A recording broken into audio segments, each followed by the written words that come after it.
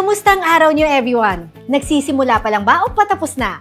Basta kahit anong oras mo pa kami pinapanood o nasa ang sulok ka man ng mundo, relax ka lang dahil akong bahala sa inyong weekly dose ng positive vibe. Ako po si Valerie Tan, ang inyong tagapaghatid ng mga kwentong Pinoy Antibok dito sa iHeartPH. Simoy Pasko na! Kaya naman sa mga malls na aking pinuntahan, ramdam ko na ang Kapaskuhan. Papalapit na ang Pasko at sabi nga nila, it's the most wonderful time of the year. Panahon ng pagmamahalan, pagbibigayan, at syempre, oras para sa pamilya at mahal sa buhay. And this is what the season is for us at Essence. Surprising you and your families with joy and happy moments you will cherish for a long, long time. Thank you and happy holidays. Ano pa nga bang hahanapin mo? Perfect time ito para igala ang iyong mga mahal sa buhay at damhin ang saya ng Pasko. Naghahanap ka ba ng Instagram-worthy spots para sa iyong holiday photos? Tara na dito sa isa sa pinakamalaking mall na ito sa bansa, kung saan guaranteed ang magical Christmas experience. Dito makikita ang isa sa pinakamataas na Christmas tree sa mga malls nila. Kaya perfect ito para sa picture taking with your family and your friends, creating new memories for Christmas 2024. Bukod pa dyan, yung kaninang mall na napuntahan natin, meron silang Pinoy theme. At syempre, dito naman sa mall na ito ay Classic London ang theme. Each mall, really comes out with their own creativity and tries to give their own customer base, a really magical experience. So they really come out with their own different concept for so long as they're able to really communicate that it will be the merriest Christmas this season. Mas malaki, mas maliwanag at mas masaya. Ganito ang Paskong Pinoy sa mga supermalls na ito. Ngayong Pasko, bawat malls na ito ay may sariling exciting events at activities para sa buong pamilya. Mula sa mga bata hanggang sa mga young at heart. 87 malls nationwide is really a giant photo opportunity. But you see, ginagawa namin yung tree namin in such a way na if you are a family, di ba? Parang pagkuha mo ng litrato, it's really to capture that bonding moment during the Christmas season. Ang dami naming sorpresa para sa lahat all throughout the season, no? Some of the key highlights natin for the season include our grand holiday fireworks that happens every Saturday and Sunday at 7 o'clock here at SM Mall of Asia. Siyempre, hindi buong Pasko kung wala ang bida ng Kapaskuhan. Walang iba kundi si Santa Claus. Meron din tayong area rito where they can meet and greet the Santa Claus, no? Every Saturdays here at Mall of Asia. Noong October, official nang sinimulan ang Paskong Pinoy sa pamamagitan ng Grand Christmas Lighting event sa kanilang malalaking malls. Isa itong spectacular show na kinagigiliwan ng mga kapuso. Actually, we start as early as September 17, where we celebrate 100 days before Christmas. But you see, this week, what we did was we launched all our Christmas trees. And our theme for the year is really the merriest Christmas from the Essence Supermall.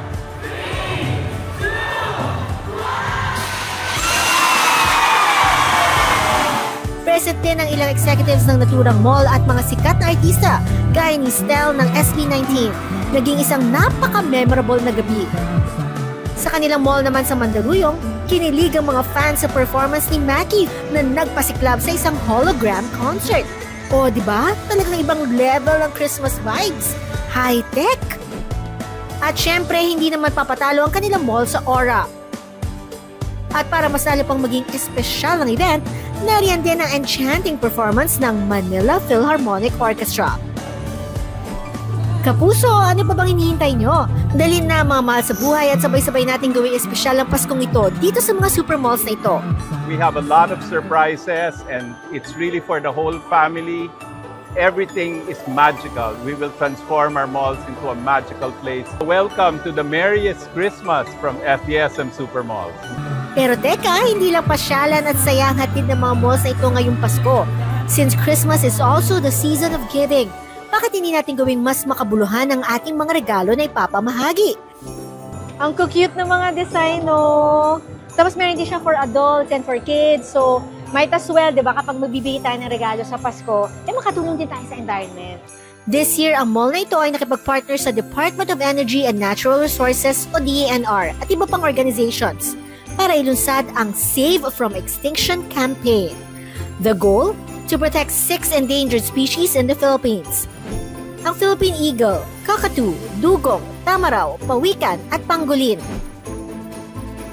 So if you're going to give to a cause, no? And the cause are 6 Philippine endangered animals. These are animals that are very rare, and we'd like to save them. You know? And we're doing this together with the DENR and 6 NGOs, 6 organizations.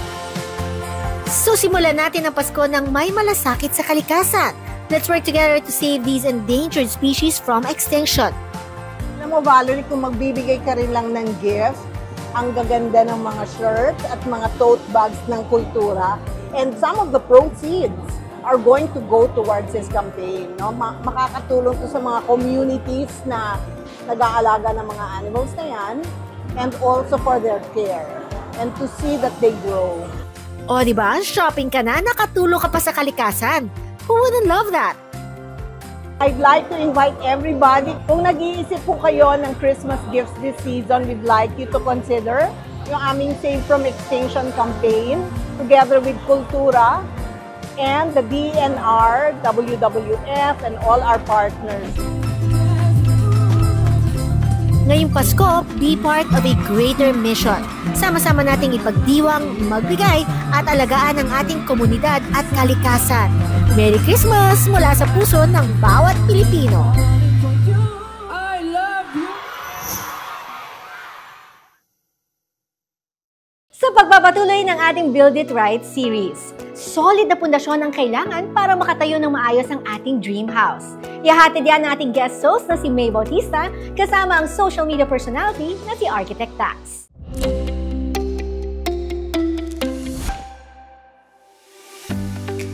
Kahit anong bagay, kung gusto mong maging matibay, sa pundasyon pa lang, pag-e-effortan mo na. Dapat marunong kang kumilatis. Higit sa lahat, dapat marunong kang pumili. Ay nako, ano naman ba to? Aba, may pa-effect pa kayong ganito, ha? Baka nangangagat to, ha? Go na? Ibot ang lamig. Basa! Ang baho! Ano naman kaya itong next? Ha! Naku, ha?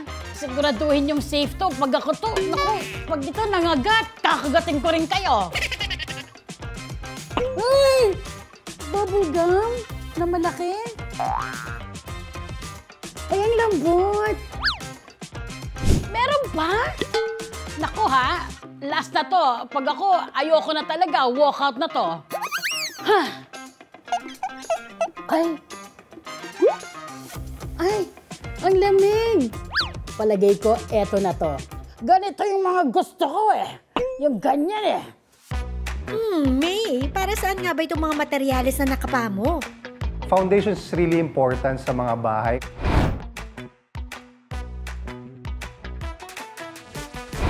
Ito yung attachment ng house itself dun sa lote mo to stabilize your house. Generally speaking, isa lang naman ang ginagamit na material for foundation, which is reinforced concrete. Magbabari na lang to, depende dun sa design ni structural engineer. Kung gaano kalapad yung footing, kalalim yung footing. Ang nakikita kong most common misconception sa foundation is akala nila one size fits all lahat ng houses. Hindi po ganon. Even location plays a huge role whenever we design foundation. Ganun naman pala. Hindi naman pala basta-basta foundation. Depende pala sa location. Iba-ibang sitwasyon, iba-ibang lokasyon. Kaya niyo yun? May rhyming, di ba? Marami na kasing instances na may mga nagpatayo ng bahay na hindi kumonsulta ng architects, engineers, na katabi ng ilog malapit sa dagat, na bigla na lang gumuho. Imagine you spend millions of pesos para lang gumuho yung bahay ninyo. Kaya very important, magpa-soil test kayo para alam natin kung anong gagamitin nating foundation and structural sa ating mga bahay. Yung mga malalapit naman sa puno, may factor siya dahil dun sa roots. Pwede rin natin i-consider yun na baka kasi gumapang yung roots eh. So baka pwede tayong gumawa ng barrier para ma-prevent lang yung paggapang ng roots papunta sa foundation, baka ikasira ng structure. Are you some kind of curious out there? Yes! Whether you like it or not. Anyways, meron tayong little experiment para makita natin yung effect ng iba't ibang klase ng foundation sa lokasyon ng itatayong bahay. Right?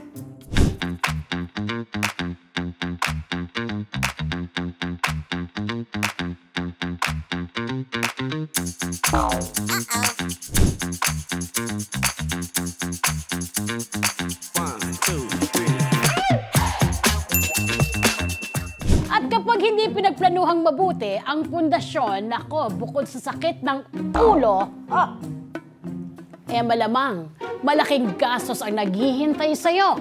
O mas malala pa, peligro!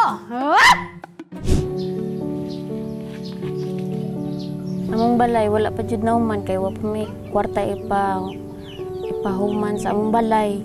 Wala pinising, wala pundasyon. Mahadlok man kog naay kanang bagyo linog. Kaitog kayo gulay ko ang pundasyon nga ligon, maligo ng balay. Siguro ang unang pagkakamali yung hindi pag-conduct ng soil investigation. Kasi yung pundasyon ng bahay, depende ito sa klase ng lupa kung saan natin itatayo yung ating bahay. Kapag nalaman na natin yung tinatawag nating soil bearing capacity, ang isang structural engineer is kaya niya ngayong alamin kung ano yung tamang pundasyon na dapat gamitin para sa iyong struktura. There are what we call 3 documents na dapat natin pagbasihan sa pagpili ng materyales. Una, meron tayong structural design report. Ito ay ipine-prepare ng isang structural engineer. Meron din tayong structural drawings. At meron tayong tinatawag na specifications. Ang worst case na pwedeng mangyari dito, sa oras ng mga sakuna tulad ng lindol, maaaring hindi makayanan ng ating bahay yung lindol kasi hindi tayo gumamit ng tamang materyales na in-specify ng ating structural engineer. Payo ng ating mga eksperto, maging wais sa mga desisyon sa buhay. At kapag mahina ang pundasyon nyo, madali rin daw kayong magkakahiwalay. Hindi, joke. Iba naman yon, pero baka magkahiwa-hiwalay ang bahay nyo. Aba, ayaw natin yun, okay? Ang marirecommend ko sa mga homeowners na gusto magpatayo ng bahay is lumapit talaga kayo sa professionals. Hindi kayo mapapamahal doon. Dahil iniiwasan natin dalawang bagay, ma-overdesign and underdesign. Sa overdesign, mapapamahal kayo doon definitely. Might as well hire a professional. Kasi yung pinambayad doon sa sobrang materials and labor, pambayad nyo lang sa professionals para sakto yung design nyo. Sa underdesign naman, yun yung mas nakakatakot. Kasi wala kayong peace of mind na okay yung house nyo whenever there's a calamity. Kaya laging tandaan, kinakailangan ang maingat na pagsusuri at pagpili para masigurong matatag at matibay ang pundasyon ng ipinapatayong bahay na hindi lang maganda, kundi matibay at ligtas ang buong pamilya.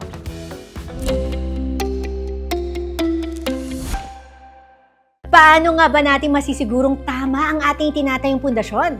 Panoorin ang mas marami pang tips mula sa ating mga eksperto. Pasok, maybe!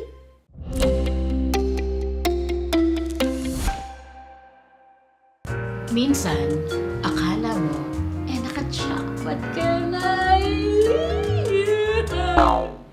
Pero hindi naman pala. Hindi siya sincere. Direk? Bakit po? Mali po ba yung script, yung dialogue? Kaya naman pala, nagtataka ko kung para saan itong mga building blocks na to. Gagawa pala tayo ng bahay. Nasa foundation pa lang tayo eh. Opo, Direk. Copy po. Okay. So ito nga, hollow blocks kunwari. Madali lang naman pala eh. Pero, papaano kung totoong hollow blocks na ang hawak mo? Sabi nga ni Architect Tax, iba-iba raw ang design ng mga foundation. Tignan natin dito sa next activity kung ma-achieve ba natin gayahin yung mga yan.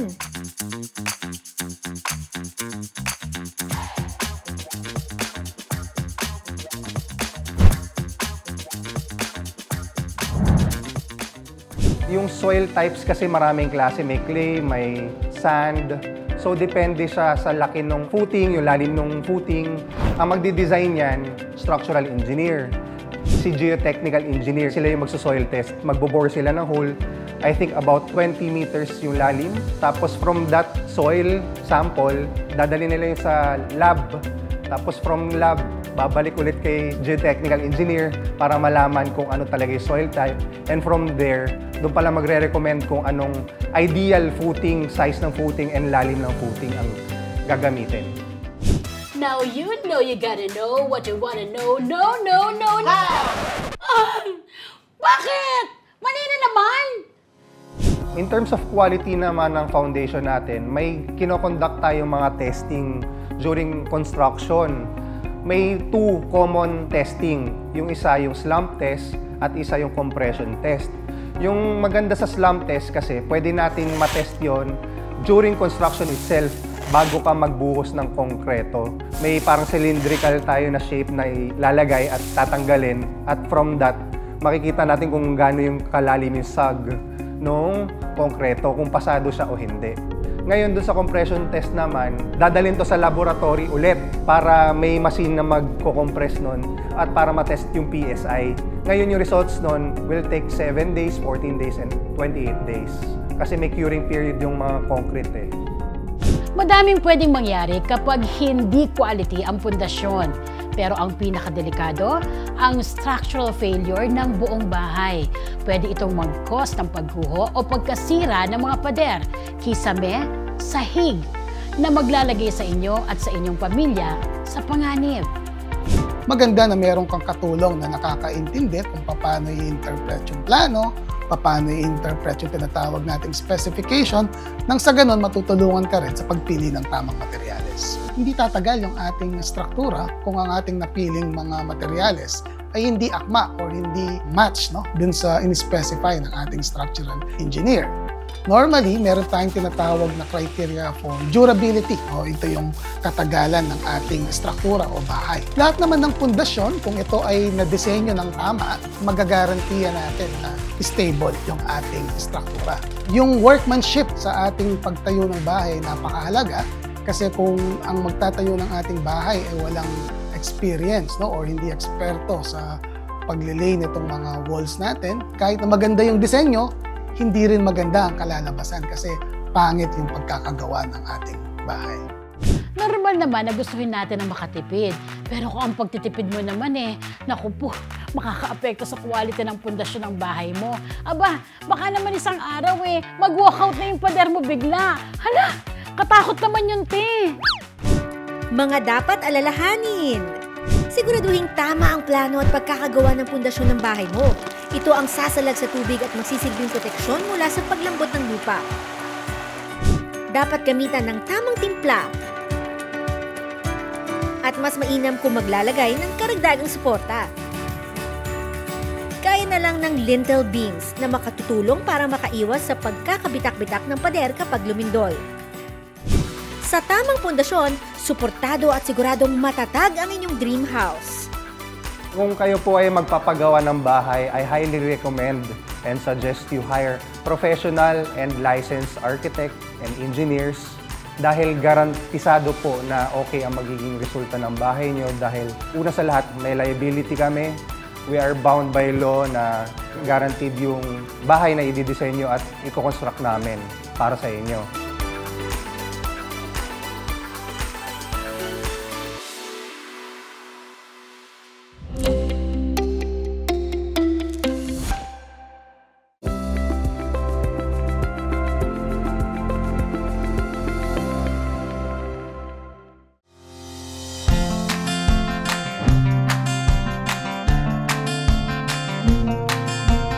Well, we're celebrating our 25th year anniversary. It just so happens that we also made a major investment. We invested in a brand new bottling line. This should cover us for the next 10 years, triple our output, but it's a very monumental moment for the company. It was great seeing a lot of our customers as well as the media. We're happy to really share our story with everyone. I think a lot of people learned kind of what we were all about as a company. I mean, we're the only winery in this country, so I think it's a pretty cool thing for them to see. And to do it at this scale, right here in the Philippines, Philippines. I think it's something that we're proud of and we hope that they find interesting. Obviously, been a very long journey. No? It started out as a speculative venture. Speculative in the sense na it was hard to tell kung magiging successful o hindi dahil the Philippines is not a wine-drinking country. But we identified the opportunity. Sabi nga kanina, whenever people talk about wine, they always associate wine with very high appeal, social. Nakikita ko na talagang most countries have their own wines. It always made me curious. Bakit di pwede sa Pilipinas yan? Why can't we have our own wine to the Philippines? And so that started it, no? And so that's how we said, pwede rin para sa Pilipinas as long as you can identify the opportunity. Yeah, we have 17 different variants of wine. Most of our business, about 99% of it is made here. We do have some imported wines from Italy, which are DOC. Most of what we do here as a company is we make sweet wine for the Filipino palates. Yeah, so most wines are dry, masyadong mapakla, and that's because wine all comes from grape juice, and grape juice is sweet. And wine is the process of converting the sugar from the grape juice into alcohol. What Novellino does differently, and what we innovated on, was we only allow some of that sugar from the grape juice to convert into alcohol. And so we end up with something lower alcohol, higher sweetness, tailor-made for the Philippine palate. Unang-una, siyempre, nagpapasalamat ako na tinangkilik nyo ang Novellino. Sana't nasiyahan kayo, and we will try to continue to offer you wines that you like. Kasabihan what's a good wine? A good wine is a wine you like. No? I hope you like our wines, that you will continue consuming our wines. Malapit na ang Pasko, di ba? And we know that Filipinos celebrate Christmas. We love Christmas. And wine, especially Novellino, has become synonymous with Christmas. So I hope that you celebrate this Christmas with a bottle of Novellino, my wine and only.